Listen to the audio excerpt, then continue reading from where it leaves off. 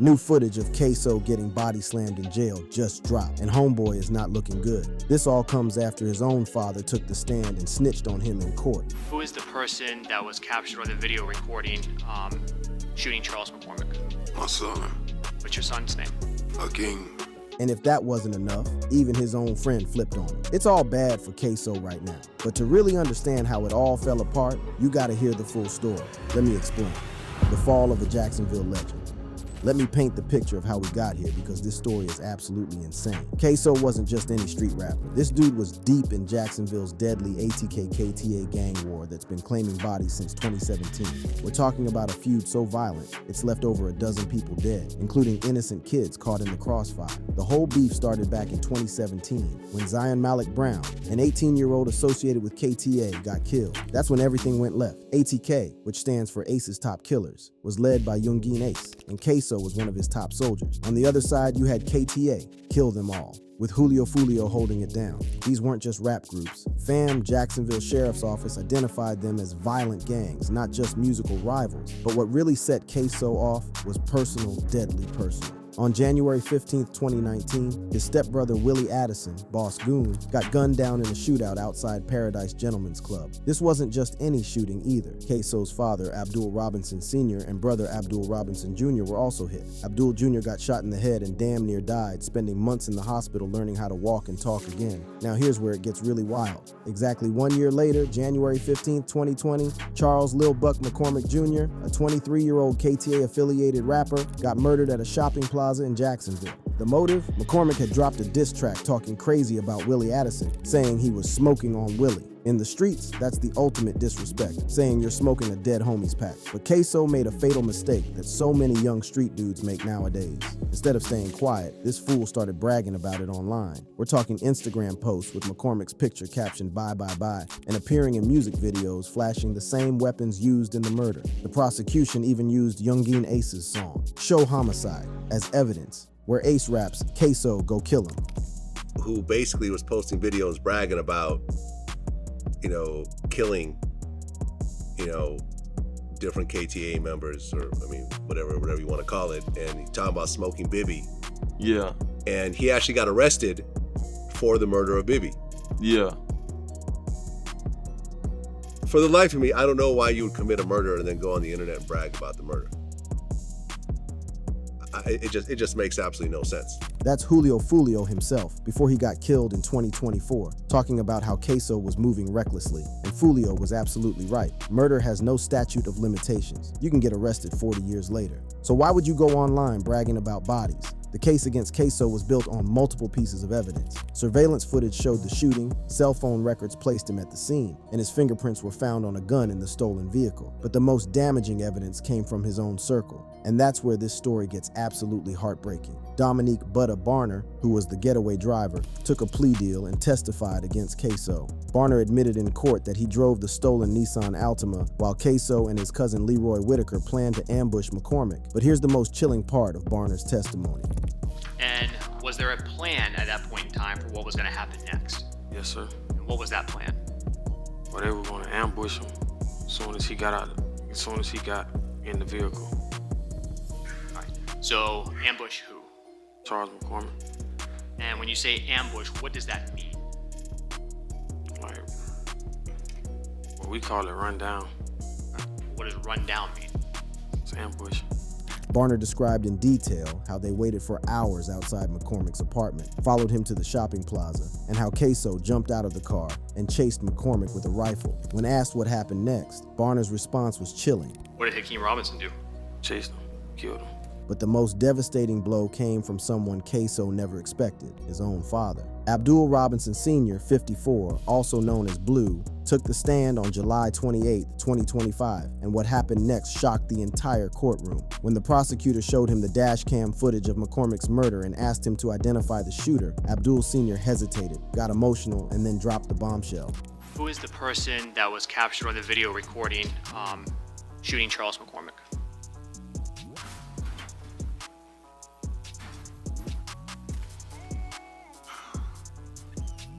My son. What's your son's name? Hakeem. The courtroom was silent. This man just identified his own son as a murderer. But it gets even worse. Abdul Sr. had taken a plea deal that reduced his potential 60-year sentence to just 20 years in exchange for his cooperation. He was facing charges as an accessory after the fact for helping the shooters escape and burning their clothes. When asked why he was testifying against his own flesh and blood, Abdul Sr. broke down. I have diabetic. I'm diabetic. I'm on high blood pressure. I suffer from congestive heart failure. I just found out June 25th that my kidneys is failing rapidly. He talked about his younger children, an 8-year-old daughter who kept asking when he'd take her to a daddy-daughter dance, and 2 6-year-old sons who wanted him at their football games. This man was literally choosing between his older sons and his younger children, between loyalty and his own survival. No, this is the most hardest decision I've ever had to make in my life. The cross-examination was brutal. Ksoo's defense attorneys pressed Abdul Sr. about his motives, essentially asking if what he was doing to his sons was worse than killing them. In a 2023 deposition, when asked if his testimony could result in life sentences for his boys and whether that was worse than death, Abdul Sr. responded yeah to both questions. The streets reacted exactly how you'd expect. Rapper Boozy Badass went off on Vlad TV, calling it heartbreaking and emphasizing the street code of loyalty. Social media erupted with debates about family loyalty versus accountability. But Abdul Sr. wasn't done. He also testified against his other son, Abdul Robinson Jr., in related cases. This man essentially destroyed his entire family for a chance at freedom and to be there for his younger kids. It's a choice that would haunt any parent, but in the streets, it's seen as the ultimate betrayal. Now here's where the story gets even crazier and why that new footage everyone's talking about is so significant. Because while Ksoo was going through this trial, facing life in prison, and dealing with his father's testimony, he was also allegedly getting beat down in jail. And that's what we're about to break down in part 2, the violent reality of Ksoo's incarceration. All right, fam, now we're getting into the part that's really got everybody talking. What's been happening to Ksoo behind bars? Because while this man was fighting for his life in court, he was apparently fighting for his life in jail too. And the footage that's going viral right now is just the tip of the iceberg of what this dude has been going through. Let me break down the timeline of Ksoo's jail experience, because it's been absolutely brutal. Ksoo has been locked up since September 2020 on these murder charges, and from day one, it's been nothing but problems. We're talking about systematic abuse, threats against his family, and incidents that would make your blood boil. The first major incident that got documented was on October 5th, 2021. Surveillance video from inside Duval County Jail shows a corrections officer handcuffing Ksoo in his cell around 7:45 p.m. What happened next was straight up police brutality. The officer picked Ksoo up and slammed him to the ground like he was in a WWE match. We're talking about a grown man getting body slammed onto concrete while handcuffed. But here's the crazy part. The officers claimed Ksoo threatened to kill them and was preparing to spit, justifying the force as necessary to subdue him. Ksoo's family tells a completely different story. They say the officer was taunting him about his deceased sister, saying things like, "Your sister is dead," and threatening to rearrange his face. Ksoo reportedly suffered a broken wrist from this incident. Now here's where it gets absolutely insane. On the exact same day around 8 p.m., Ksoo's sister Corinna Robinson was shot in the face at Avenues Mall in Jacksonville. She was shot by a bail bondsman who was trying to apprehend her for outstanding warrants. The timing is suspicious as hell. The same day an officer allegedly threatens his sister, she gets shot in the face. Corinna's injuries were devastating. Her jaw was partially blown off, requiring a tracheostomy. The family believes this wasn't a coincidence. They think the officer's threat about his sister was part of a coordinated plot. While authorities deemed the shooting related to her bond skipping and found no police involvement, the family ain't buying it. Jacksonville Sheriff's Office investigated the jail incident and found no misconduct, saying the force was reasonably necessary. But Ksoo's attorney, Christopher DeCoste, called it excessive, and the family filed complaints through Ksoo's grandmother. Fast forward to December 2024, the abuse allegedly continued. Posts on social media quoted Ksoo claiming, "The police done beat me again. While in handcuffs, they tryna kill my spirit." This suggests another beating while he was restrained, though no official report or video emerged from this incident. But the physical abuse was just part of the psychological warfare. During pre-trial hearings in early 2025, Ksoo's attorney alleged mental abuse and unconstitutional isolation. Ksoo was reportedly being held on the jail's 6th floor. That's the psych ward and disciplinary area. His lawyer said said Ksoo was having mental breakdowns, wasn't eating or sleeping,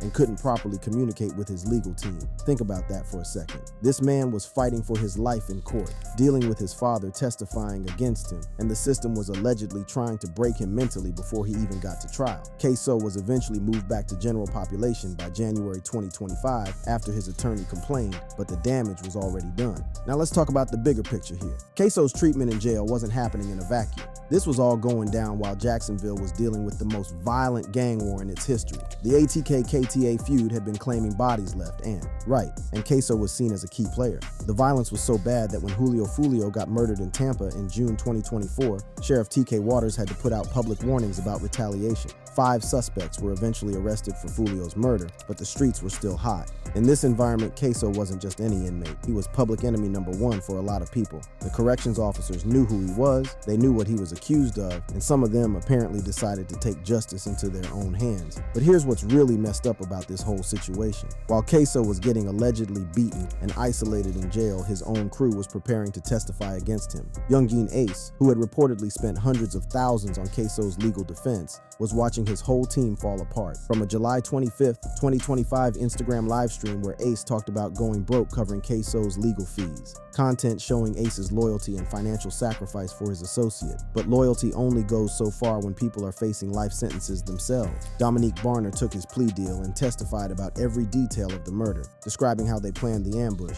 followed McCormick, and how Ksoo jumped out with the rifle. The most damaging part of Barner's testimony was when he described what happened after Ksoo shot McCormick. Did Hakeem take anything with him? Yes, sir. What was that? Murder weapon. Where did you go? I ran behind Scotty. Did you take your Glock with you? No, sir. Did Scotty, Leroy Whitaker, take his rifle with him? No, sir. Where were they? Still in the car.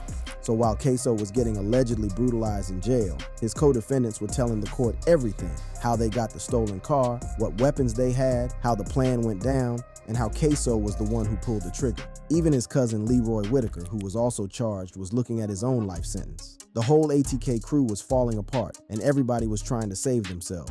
But nothing prepared anybody for what Abdul Robinson Sr. would do on that witness stand. This man didn't just identify his son as the shooter, he admitted to helping cover up the crime. After you got back to your home, did you do anything else to assist either Leroy Whitaker or Dominique Barner? Yes. What did you do? Well, I took the clothes they had on and left with them. He described driving to a location behind Burger King and setting their clothes on fire. His own son's freedom was literally going up in smoke, and he was the one holding the match. The psychological impact on Ksoo must have been devastating. Imagine sitting in that courtroom, already beaten down from months of alleged abuse in jail, and watching your own father, the man who raised you, who you trusted more than anyone, tell a room full of people that you're a murderer. Abdul Sr.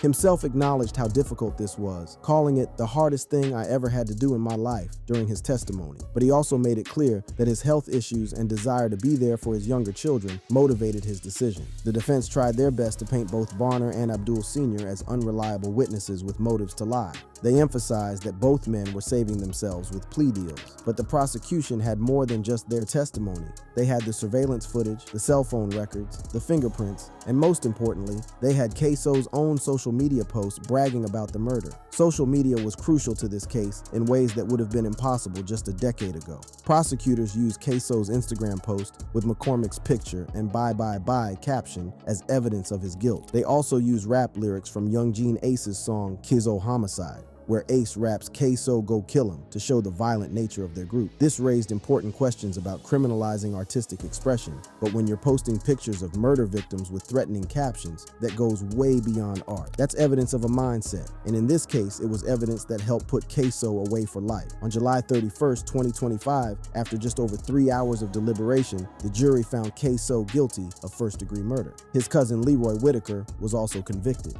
Both men now face potential life sentences without parole. But even after the conviction, the story wasn't over. Because now we're getting reports and footage of what's been happening to Ksoo since he got that guilty verdict. And that's where this new viral footage comes in, showing a man who's been broken down by the system, betrayed by his family, and allegedly brutalized in custody. In part 3, we're going to break down this new footage, analyze what it means for Ksoo's future, and look at the bigger picture of how this case represents everything wrong with the cycle of violence in places like Jacksonville.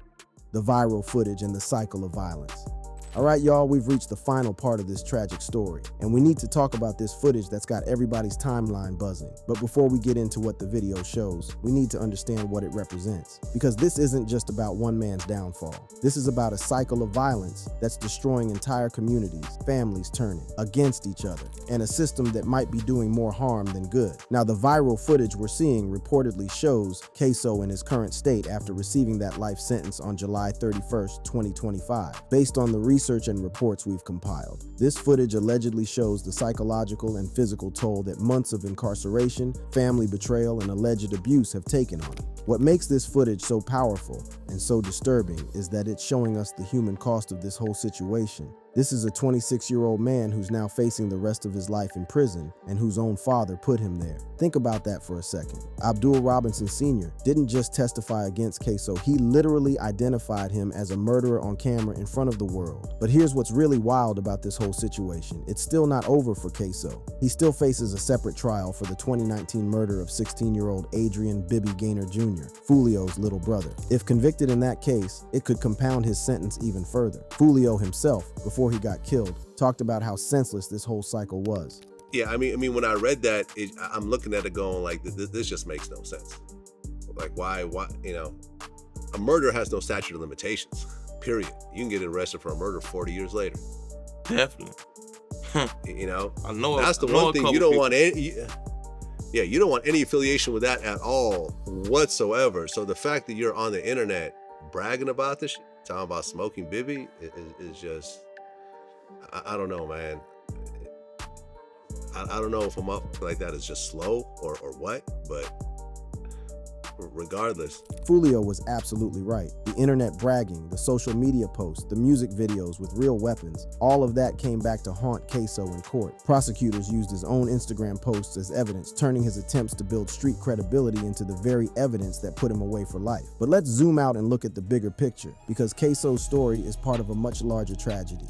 The ATK-KTA feud has reportedly claimed over a dozen lives since 2017, and it's not slowing down. Even with Ksoo locked up and Foolio dead, the violence continues. In January 2025, 7-year-old Brian Allen was killed in crossfire linked to the ATK and 6 Block part of KTA conflict. A 7-year-old baby, fam. That's what this beef has led to. Innocent children dying because grown men can't let go of their pride and their pain. The cycle is vicious and seemingly endless. Someone gets killed, their friends retaliate, which leads to more retaliation, and on it goes. Social media and drill rap music amplify everything, turning local disputes into global spectacles that draw in more young people and normalize violence. Take the case that started it all for Ksoo. When Willie Addison got killed in January 2019, that shooting also left Abdul Robinson Jr. with a traumatic brain injury, and their father wounded. Instead of this tragedy serving as a wake-up call to step back from the violence, it pushed them deeper into it. Ksoo's father, Abdul Sr., described the impact on his son Abdul Jr. during his testimony. Was Abdul Jr. Affected mentally by the shooting? Yes. Also, I think it made him more angry. Like, I don't know if bipolar like was be the right word to use, but it made him it changed his moods for him. This is what trauma does to people, especially young people who don't have proper support systems. Instead of healing, they often turn to revenge.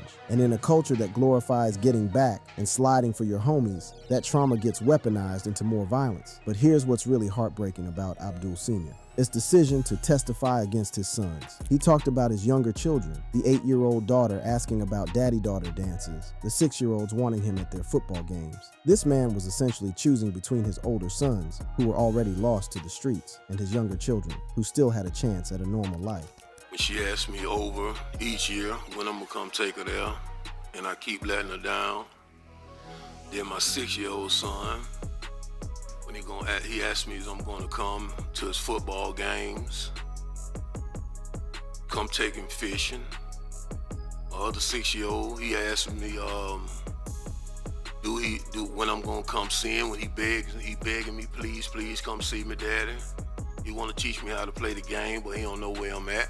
That testimony hits different when you really think about it. This isn't just about snitching or street code. This is about a father trying to break a cycle. He could see where his older sons were headed, and he made the impossible choice to save himself so he could be there for his younger kids. Abdul Sr. also revealed his serious health issues: diabetes, high blood pressure, congestive heart failure, and rapidly failing kidneys. He was literally dying and facing the possibility of spending his last years locked up for helping cover up murders committed by his own sons. The street reaction to Abdul Sr.'s testimony was swift and harsh. In hip-hop culture, cooperating with law enforcement is seen as the ultimate betrayal. Boozy Badass went off about it, calling it heartbreaking and emphasizing loyalty over everything else. But here's what nobody wants to talk about. The no snitching code often protects the very people who are destroying communities. When fathers can't testify against sons who are committing murders, when witnesses won't speak up because they're afraid of being labeled snitches, the violence just continues unchecked. The prosecution in Ksoo's case didn't even need Abdul Sr.'s testimony to win. During closing arguments, they said they don't need his testimony because they had surveillance footage, cell phone records, fingerprints, and social media evidence.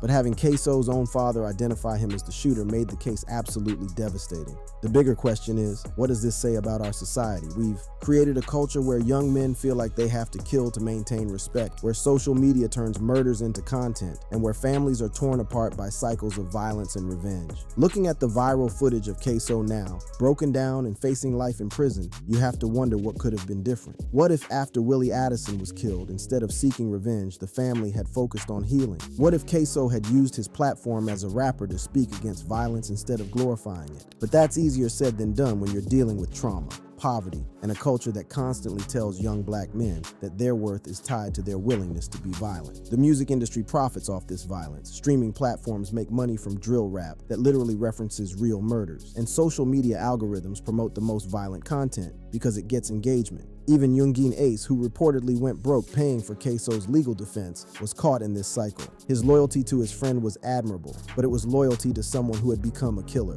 At what point does loyalty become enabling? The footage going viral right now shows the end result of all these failures: personal, familial, and societal. Ksoo isn't just a villain in this story. He's also a victim of a system that failed him long before he picked up that rifle. That doesn't excuse what he did, but it helps explain how we got here. The alleged abuse Ksoo suffered in jail, the beatings, the isolation, the psychological warfare, represents another failure of the system. If we truly believe in justice and rehabilitation, then treating inmates like animals only perpetuates the cycle of violence. What's particularly disturbing is the timing of these alleged incidents. The 2021 jail beating happened on the same day his sister was shot, suggesting either an incredible coincidence or something more sinister. Whether or not there was actually a conspiracy, the perception that law enforcement was targeting his family would only deepen Ksoo's distrust of the system. The recent allegations of another beating in December 2024 show that this alleged abuse continued even as Ksoo was going through his murder trial. Imagine trying to mount a defense for your life while also dealing with physical and psychological abuse behind bars. But perhaps the most tragic aspect of this whole story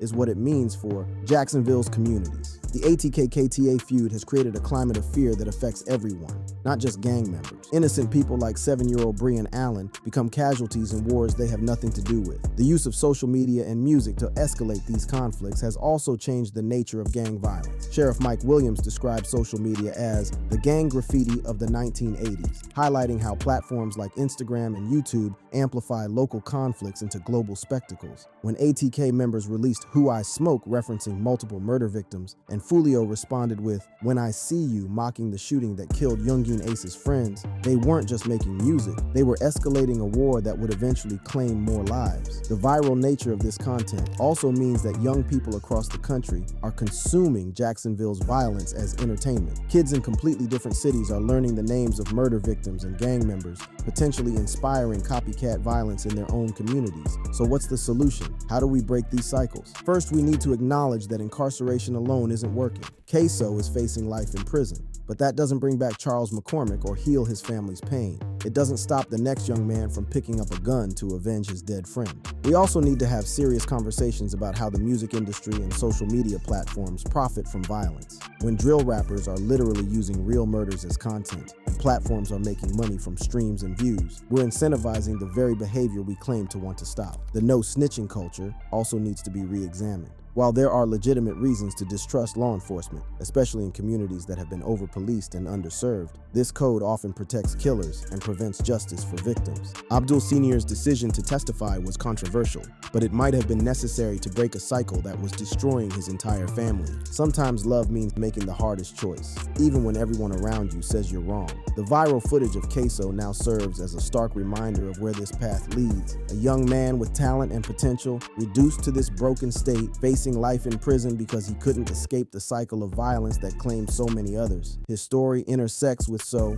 many others. Foolio, who got killed in Tampa, the 5 suspects arrested for Foolio's murder, Willie Addison, whose death started this whole chain of revenge, Charles McCormick, who became a victim because of a diss track, and little Brian Allen, who died just for being in the wrong place at the wrong time. That brings us to the end of this video. For more interesting videos like this, click on the cards on your screen.